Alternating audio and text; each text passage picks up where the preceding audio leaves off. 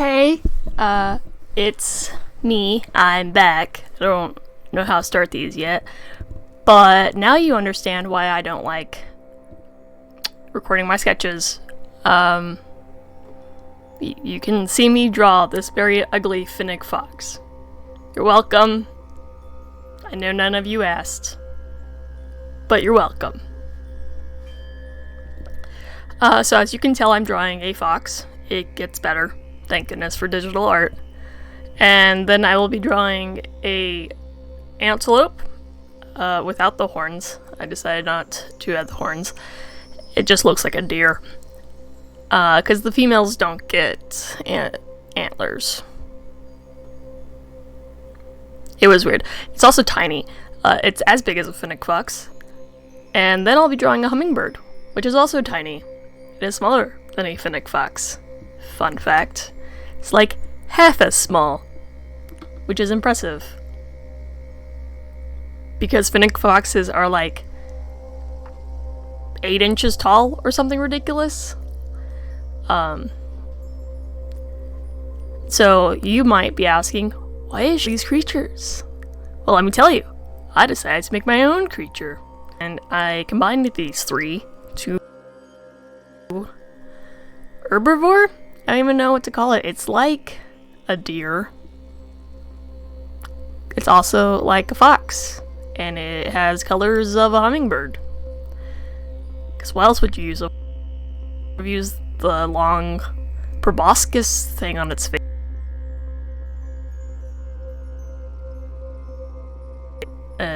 Fox antelope thing with this giant beak and a tongue on it.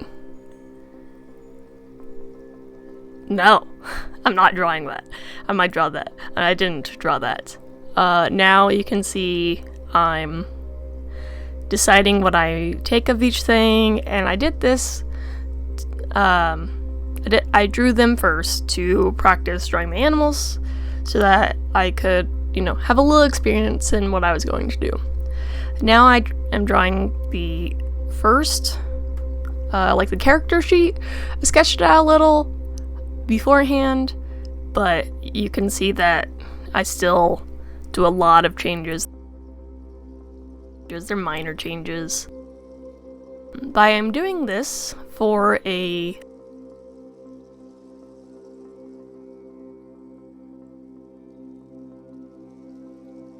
monthly challenge. So I support Dina Norlund on Patreon, and every month we have a challenge proposed to us. This is the first one I participated in, and it's to draw us as a hush hush, which is a creature that only the main character in her story can see.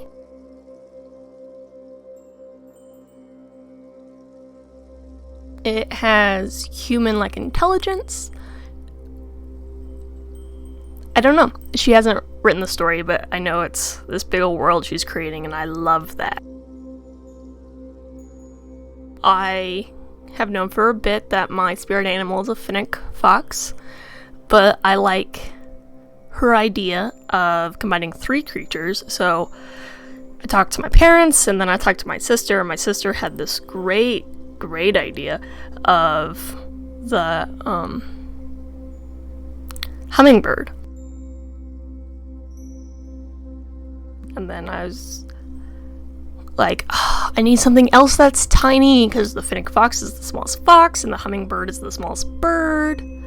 But yeah, she did the hummingbird because I persevere even whenever all the odds are against me. She's very sweet. So I was like, I need something else tiny. And then I remembered that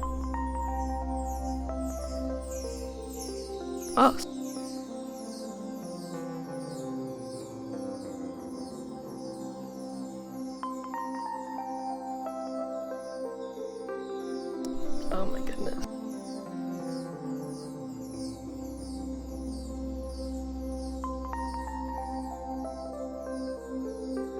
And then I remembered that whenever I was in Florida, we saw these itty bitty deer. They are like the size of a small dog, and they are adorable. I had seen small ones like waist-high ones while I was in South Carolina, but these were like ankle biters. They came up to like your knees, and they were adorable. So I was thinking about doing those, and then I looked up small animals, and I was like, there's an antelope, which is basically a deer, but it's tinier. It is the same exact size as a Fenning fox. So that worked out perfectly, and I know there's no like size comparison, but just know it's a little like less than a foot tall. It's like 9 inches or something like that. I don't know metric. I'm sorry. It's on my Instagram if you want to know the metric version. But you can see it's ridiculous colors. I just pulled them straight from the hummingbird.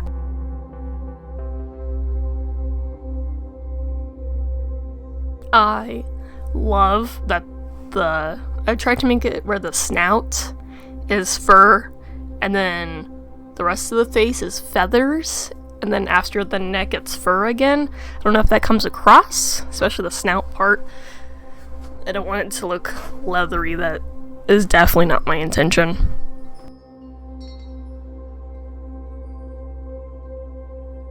At this point, that's what it looks like. However it is, because I love it. I spent a long time working on that eye. I come back to it, like, I know the face is the moneymaker, so I wanted to make sure that was perfect. And you'll see I'm jumping around a lot. This was like 7-8 hours of footage. So I tried to trim it down, but I also wanted y'all to see what was going on and it not be too fast. So I tried to cut out what I thought was the boring parts. You know, that's a struggle. Also, there are some things like creating the feathers took forever. So I did chop up a bunch of those. It has some weird transitions, and I'm sorry about that, but it's better than watching it for, 10 minutes, because no one needs to watch me draw the same thing for 10 minutes straight. I didn't even want to watch that. And I did it. But I always come back to this eye. I don't know, it's just it's a weird transitional point between the feathers and the snout. So I wanted to get that transition right.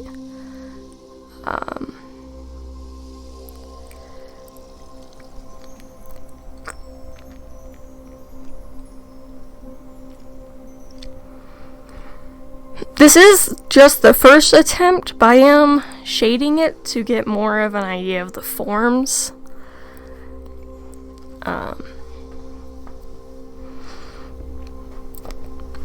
This was all, reference for me, and then I might draw this later because I love this creature. It's called a royal Fenning, if you didn't read the title, because that's the title. I'm just gonna name this one the Royal Fenning.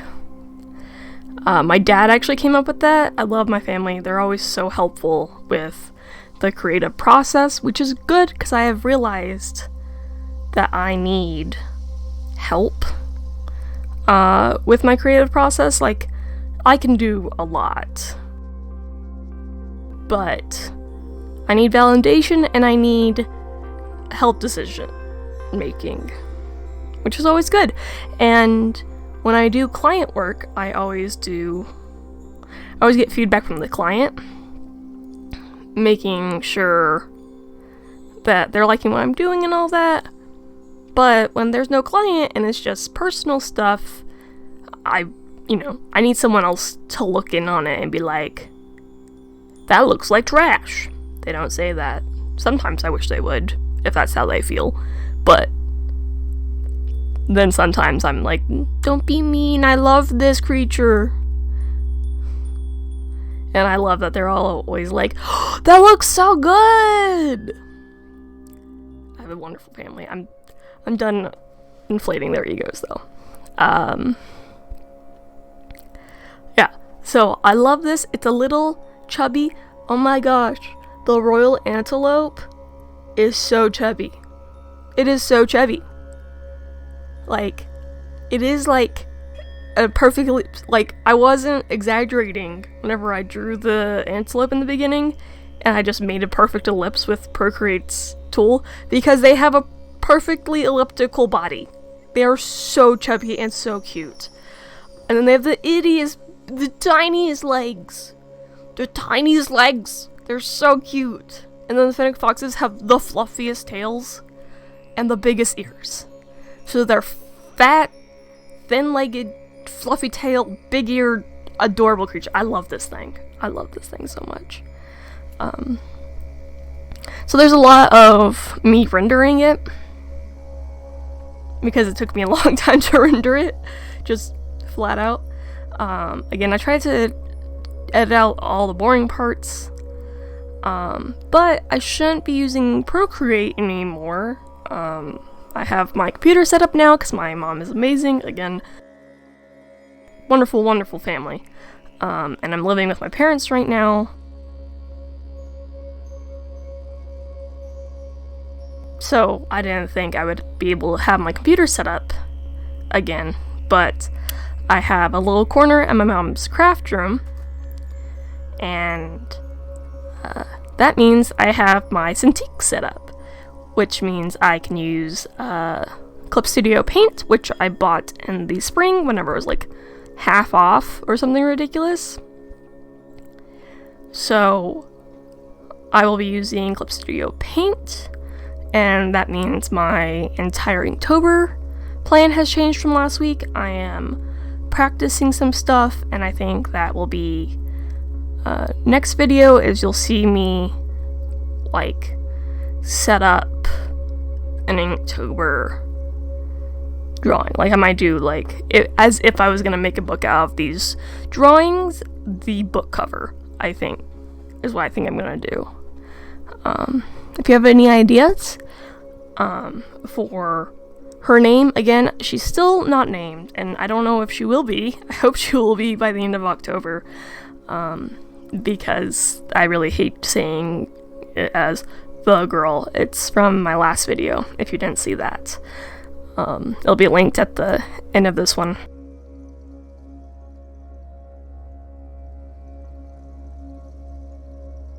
There's a lot of rendering, and I don't think I've talked for this long ever, and I'm only halfway done. Woo! It lives in tiny herds, because it's a tiny creature. They are monogamous, and they only give birth a few times to a few pups. I want to call them royal Fenning pups. Or royal pups. Oh my gosh, they're called royal pups. The tiny royal Fennings are called royal pups, because that's just so cute.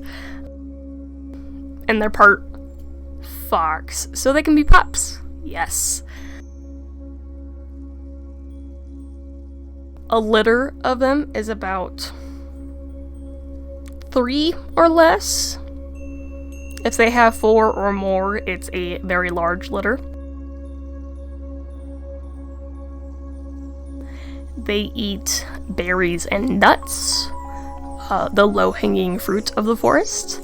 And because they have human intelligence, they can sense when danger is coming, like a thunderstorm or an earthquake or anything, and they rush into their den, which is always, you know, super well fortified and everything. They can use simple tools, you know, they don't have any thumbs or anything, but they can use like sticks to fortify their dens. It's mostly made out of branches and leaves and stuff.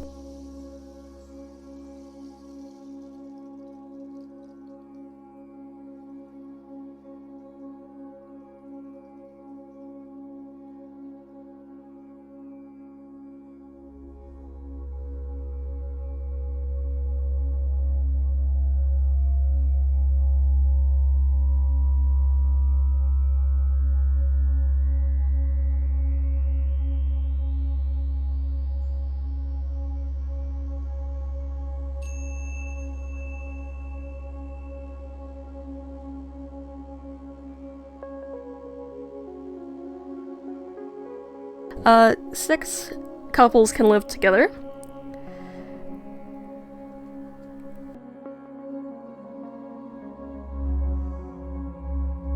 So I was thinking maybe the offspring lives with them for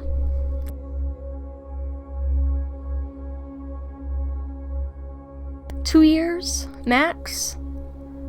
So they live to be like 15.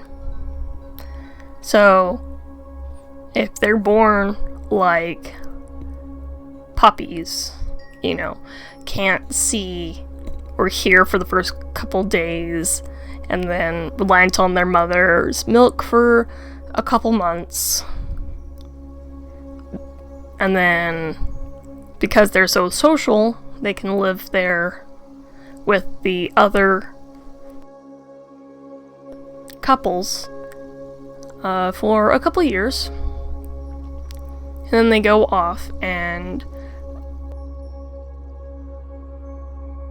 all the females of the litter will stick together, where the males will go off and try to find different females from different litters. Like, let's say there were 3 born and 2 of them were female. They'll stay with their mom for 2 years, and then the females will go and try to find 2 different males from a different litter. So if there was like 3 boys, they would all separate to find completely different litters, so that there's no inbreeding ever.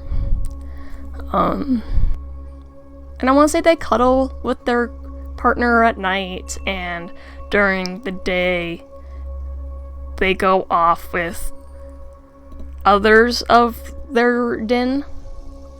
And if they find someone else from a different den, then they're super friendly. They're not very territorial, because food is abundant for the most part, and they're so small they don't need a lot of it. When food is more scarce, so like in the winter, they have some fat reserves. Maybe that's why they're so chunky. They're so chunky to help survive the winter. And they just cuddle together, and then like one couple will go off a day and try to find food for the whole den. That's why they live together. I love my BSing skills. They're getting better.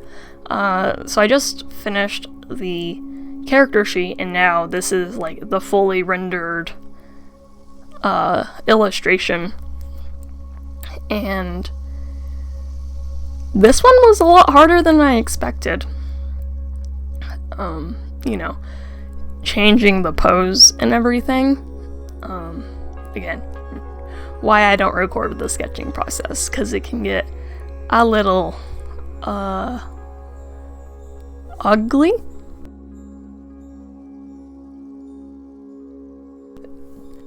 There's a reason I do digital and not traditional. Let's just say that. Although I have gotten a lot better. But, the whole DNA looking curve, how you're always improving your skill, but your taste doesn't improve at the same rate. So you can have good skill, but better taste. So you think your art is trash. Or you could have good skill and worse taste, so you think your art is amazing. I think I'm at that point where my taste is worse than my skill. Which is nice. It's nice to feel like your art is good, but it's bad because that means I'm not practicing like I should be. I want to do gesture drawing every day, but I can't be bothered, it seems. Because whenever I draw, all I want to do is, the fun, fully rendered stuff. It's definitely not helpful. The nose gets better. Just trust me, that nose gets a lot better. It's a struggle, though. And also, another problem I was having is that whenever it's laying down, the neck is shorter. So all those layers of feathers I drew would shrink, and I didn't know how to portray that, so I just drew less of them. I was like, nah, I don't know. Like, should it be a fat roll where all the feathers like go around it? I have no idea still. I liked my solution. It was simple and easy, and at this point I was just, well, at that point, because I had forgotten totally to draw the feathers. Like, I thought I was completely done, about to post it on Instagram, and I zoomed out and I was like, oh no. Oh no, there's no feathers on the head, it's just pink. I have to fix this. So, that was fun. And luckily I remembered to record that part, I almost forgot. And there's a few transitions where you're like, where did the rest of the flat colors come from?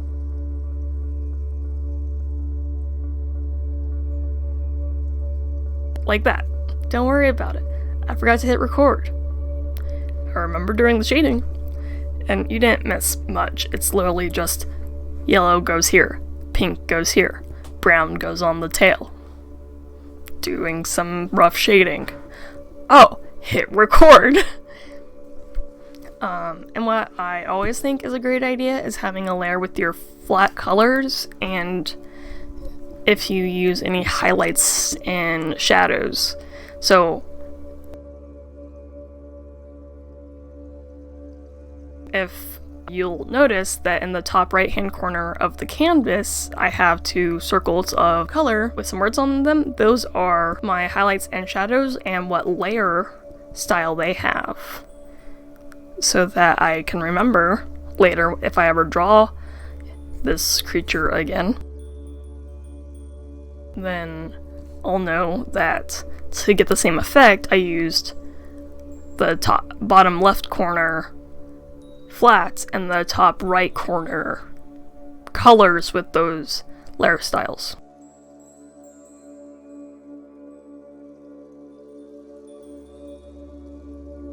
I do think that there are color variants for the head. The bottom I do think is pretty constant, just like different shades of gray and brown. But the head is to help choose a mate.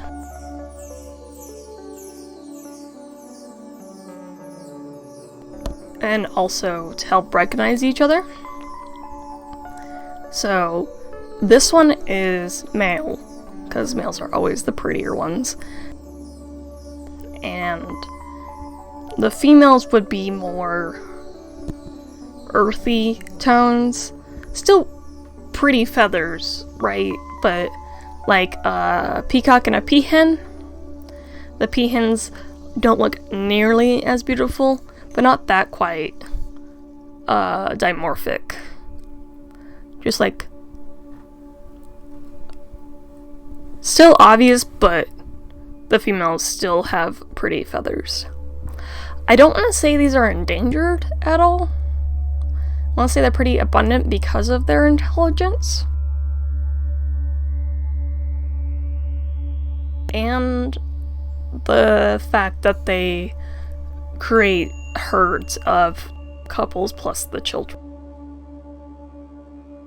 And they don't reproduce often, only 3-ish times in their life, because only a couple of the couples will have children in the den at a time. Because if they all had children, then that would, make their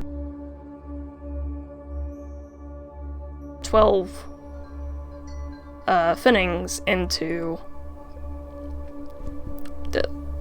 36 or something ridiculous. And that's only if they each had 2, so if they had a bigger litter, they would have even more. So the transition of that is just to show you that I was doing the same thing to add the shadows And now I'm adding the highlights.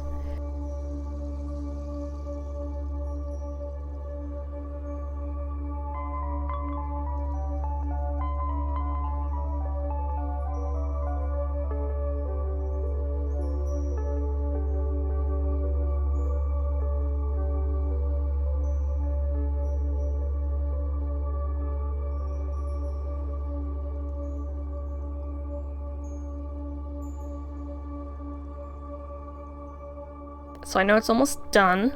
I hope you have a wonderful week, and if you're preparing for Inktober, let me know. If you have any other plans for Halloween or October at all, let me know. And I will hopefully see y'all next Thursday whenever I show you my Inktober setup. Okay, byes!